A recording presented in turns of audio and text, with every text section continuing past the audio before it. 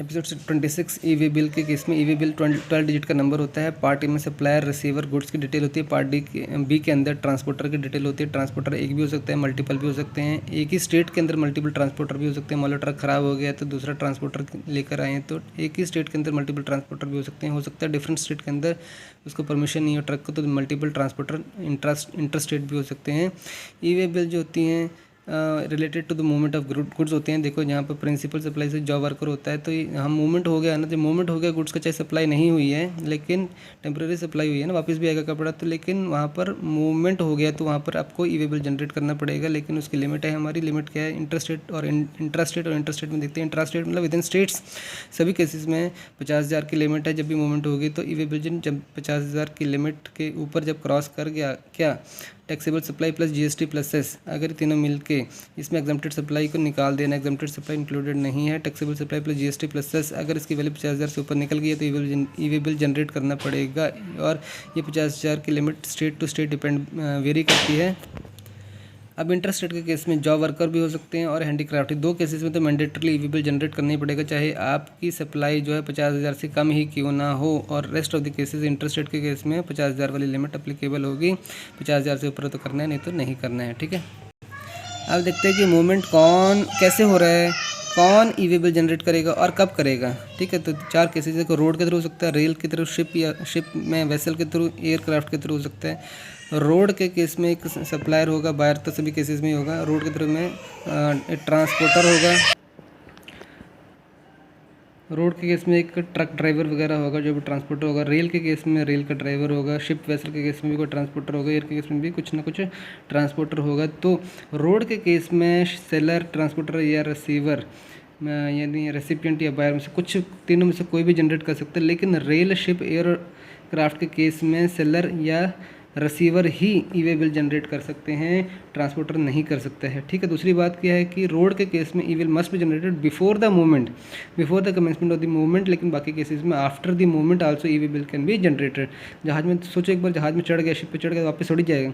Road के case में जैसे ही निकला, अगर मान लो नहीं किया तो वापस भेजेगा, भाई जाओ रोड से जनरेट करके आओ। तो इसमें तो पहले ही जनरेट करना पड़ेगा, बाकी केसेस में आफ्टर भी जनरेट कर सकते हैं।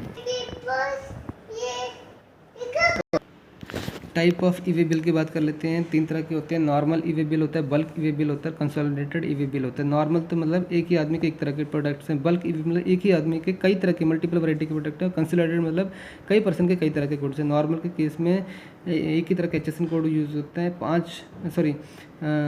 एक सेम टाइप का HSN कोड होगा। अगर 5 करोड़ तक की वैल्यू है तो 4 डिजिट का HSN कोड होगा, और अगर 5 करोड़ से ऊपर तक की वैल्यू है तो 6 डिजिट का HSN कोड यूज़ होगा। बल्क ई वे बिल के केस में क्या होता है, एक आदमी की मल्टीपल वैरायटी के गुड्स होते हैं और इसमें एक एक्सेल शीट भी दी जाती है। कंसोलिडेटेड में कई पर्सन के कई तरह के गुड्स होंगे और इसमें GST E way bill EWB 02 form use होगा, और इसको सिर्फ और सिर्फ ट्रांसपोर्टर ही जनरेट कर सकता है, ठीक है। अब जनरेट तो कर दिया ई वे बिल, इसको कैंसिल कर सकते हैं। Yes, it can be cancel within 24 hours after एक telling the reason you can cancel the E way bill, ठीक है। मैंने जनरेट कर दिया लेकिन मुझे कैंसिल कर सकता हूँ कि हाँ कर सकता हूँ, लेकिन 72 घंटे पहले मुझे कैंसिल करना पड़ेगा विद रीज़न।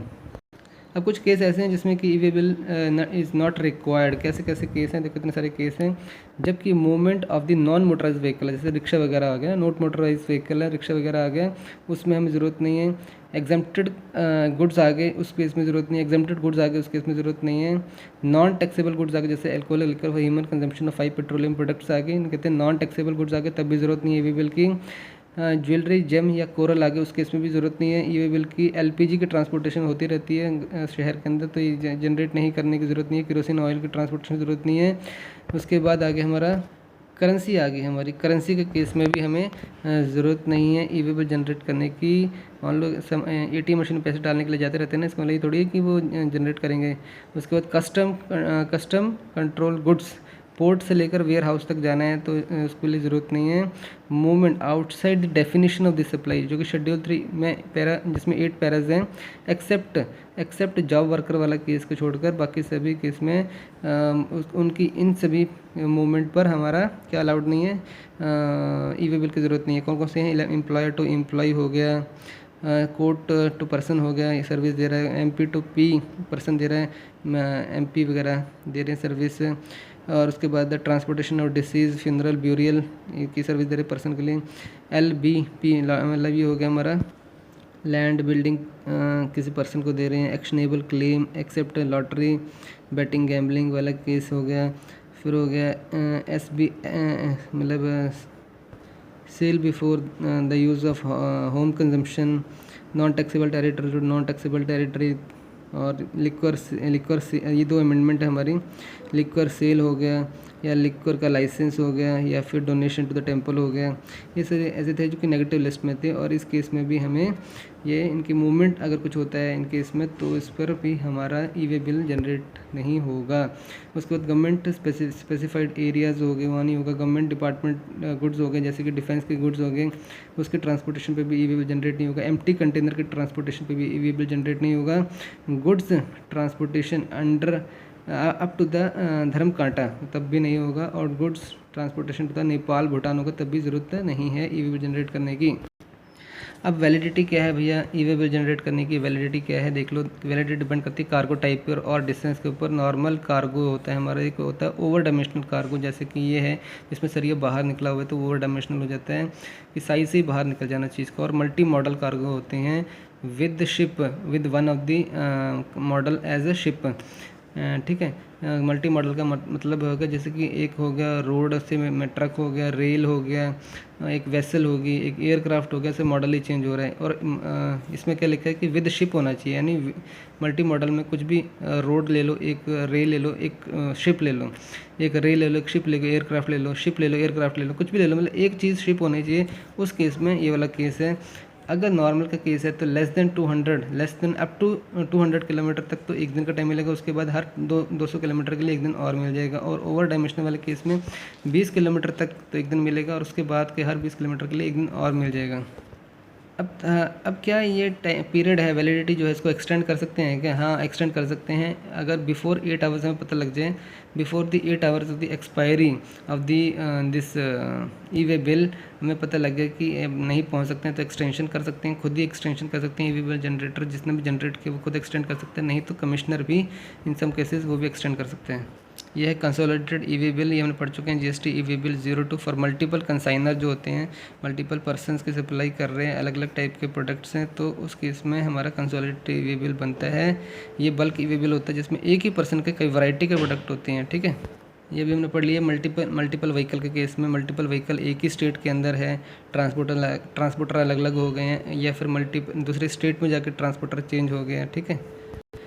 इस केस में क्या होगा, अगर इंट्रा स्टेट में ही ट्रांसपोर्टर चेंज हो गया है और डिस्टेंस लेस देन 50 किलोमीटर है तो ट्रक 2 की डिटेल देने की ज़रूरत नहीं है, ट्रक 1 की डिटेल ही काफ़ी है। लेकिन इंटर स्टेट है तो लेस देन 50 किलोमीटर ही है चाहे, तब भी दोनों ट्रकों की डिटेल देना ज़रूरी है।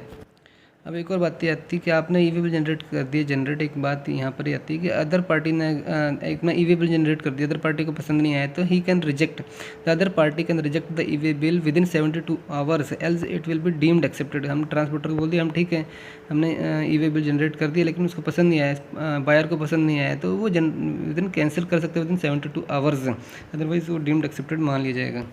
इसमें एक और कंसेप्ट होता है ओन मास्टर। ओन मास्टर क्या है? Own master is database actually. Database में इसमें लिस्ट ऑफ कस्टमर रहती है, लिस्ट ऑफ सप्लायर रहती है, लिस्ट ऑफ आइटम रहती है, लिस्ट ऑफ डेस्टिनेशन सेक्टर इसके अंदर रहती है। ये देखो सप्लायर की डिटेल होगी, इसमें आइटम्स की डिटेल होगी, इसके अंदर कस्टमर की डिटेल होगी, इसमें डेस्टिनेशन की डिटेल होगी, सेक्टर रहती है।